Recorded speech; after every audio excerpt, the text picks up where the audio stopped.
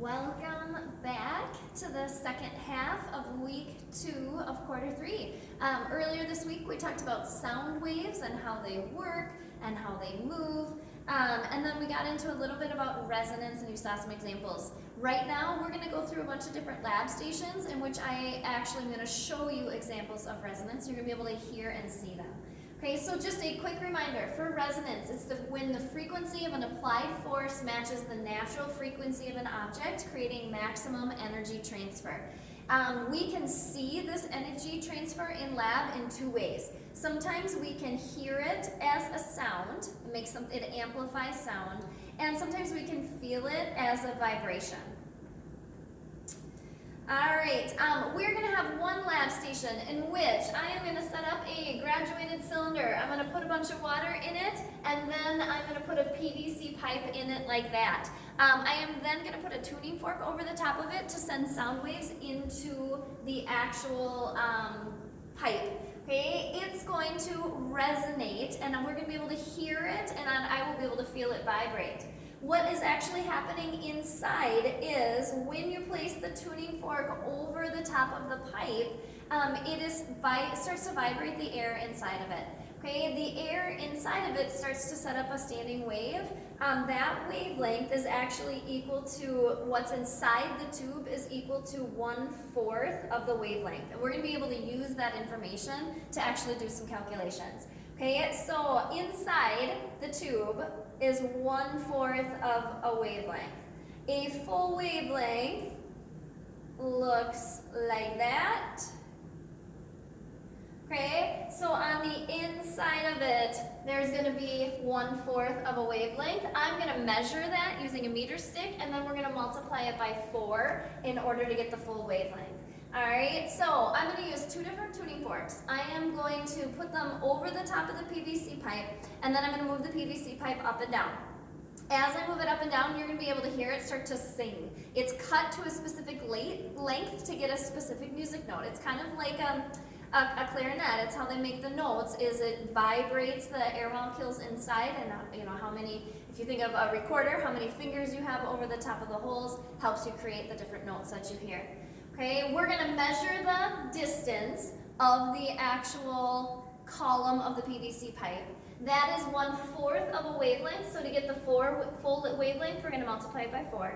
And then, knowing the wavelength and the frequency of the tuning fork, you're going to use this right here to calculate the speed of sound in the classroom.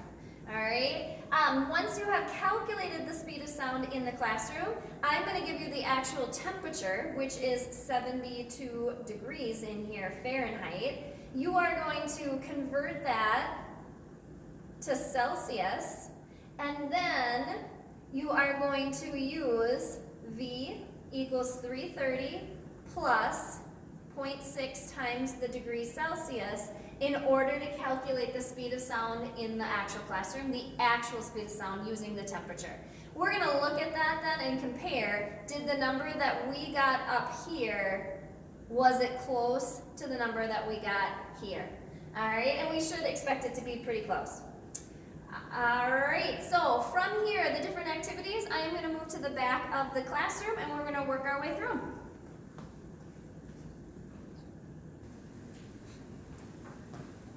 Alright, here we are in the back of the classroom. So here is activity number 1, tuning forks and the PVC pipe. Okay, so like I said, I have this filled with water with a PVC pipe inside of it. I have two tuning forks. What they do is they resonate. When you activate them, they resonate at a specific frequency, which is actually the same as a musical note. Okay, once I resonate them, or get the vibration started, I'm going to hold it on top of the PVC pipe, and then I'm going to move it up and down. When I get to the place where this has the same frequency as this, the applied force is going to match the natural frequency, and it's going to start to hum. Okay, I'm going to move it up and down until I hear the most amount of hum when it gets the loudest, and then I'm going to measure the distance from the level of the water where it's closed off up above. Alright, so first thing, tuning fork number 1, the frequency is 320 hertz. 320 hertz. I am going to activate it, hold it over the top, move this up and down.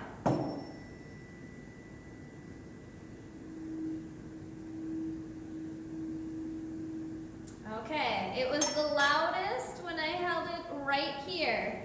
I am now going to measure the distance from the wave to the top of the pipe, and it is 26.5 centimeters, so 0.265 meters.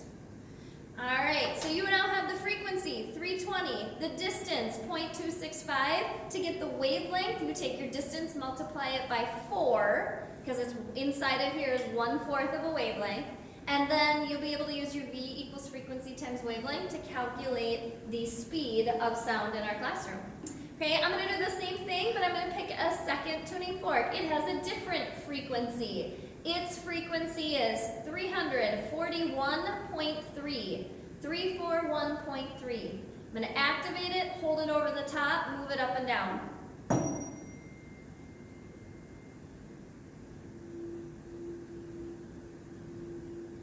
Okay, so it was the loudest right about here. Once again, I am going to measure this, and its measurement is about 24.5 centimeters, so 0.245 centimeters.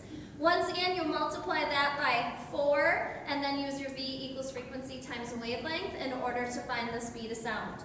Okay, you're then going to use what we did in the front. The temperature in here is 72 degrees Fahrenheit. You're going to convert that to Celsius and then use your V equals 330 plus 0.6 degrees Celsius equation in order to find the speed of sound in the classroom. You should get numbers for the actual data that we collected and the one that for the actual speed of sound. They should be pretty close to each other within a few numbers.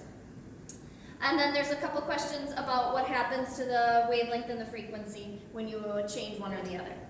Okay, activity number 2, wine glass resonance. Wet your finger. I showed you this last week, but now we're going to look at it with 2 different levels of water. We saw similar things last week as well, but it's kind of cooler when it sings instead of just tapping on it.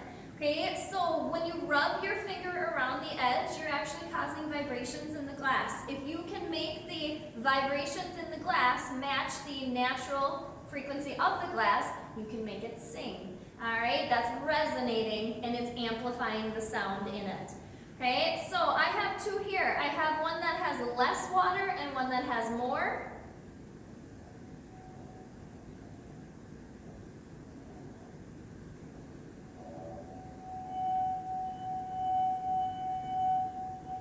And then when I move to the one with more water,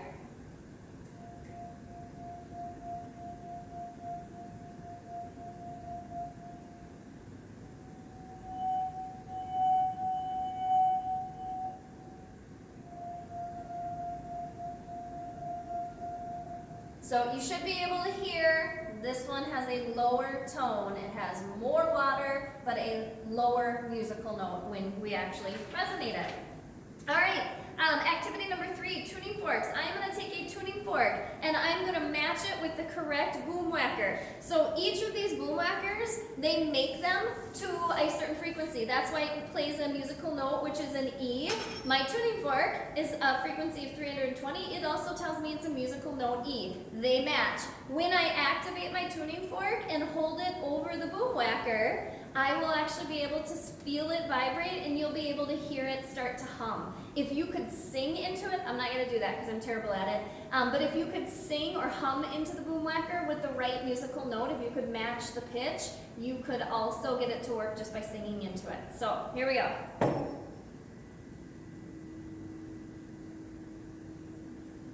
Notice it doesn't make that much noise when I pick a musical note that doesn't match the correct frequency.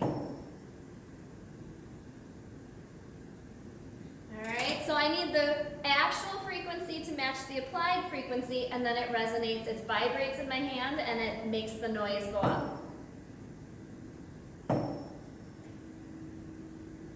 Okay, so it amplifies the sound. This green is an F, this is an F as well. It will resonate as well. but at a higher musical note. It got higher, went from E to F.